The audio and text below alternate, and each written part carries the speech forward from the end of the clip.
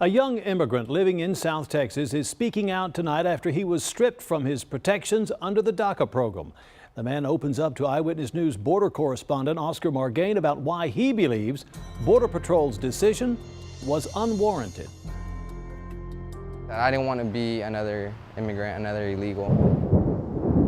For the past few weeks, a dark cloud has been hanging over Jose Aguilar's head. It puts me down since I really can't do nothing about it.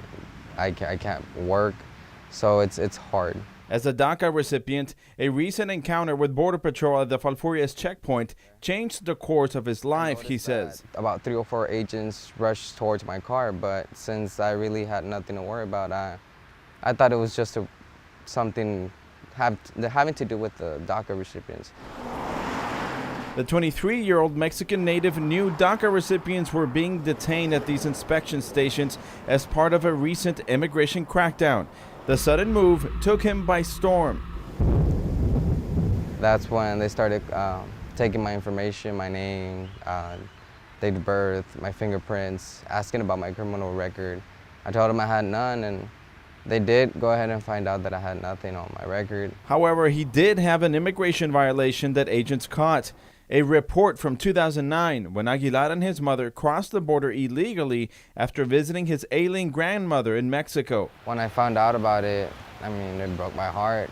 Border Patrol agents caught and later released him. Aguilar was 14 at the time. DACA did not exist yet. It wasn't until 2014 that he was granted deferred action. He says he reported the incident in his application, and he was even able to renew DACA in 2016 under a provision describing brief, casual, and innocent travel outside the U.S.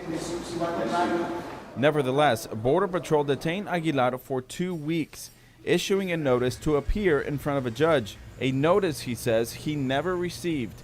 After failing to show up, his DACA privileges were revoked. I'm basically stuck right now. He was eventually released on bond. We have made repeated attempts to interview Border Patrol agents. They refuse to comment on specific cases. Aguilar says he wants to be on the right side of the immigration issue. He would like to return to work in the oil fields with his father and end his family's worries. I basically grew up here. I know it's not my country of birth, but to me it is. Aguilar is riding out the storm. His fate now lies in the hands of an immigration judge. From the Texas-Mexico border, Oscar Margain, KENS 5 Eyewitness News.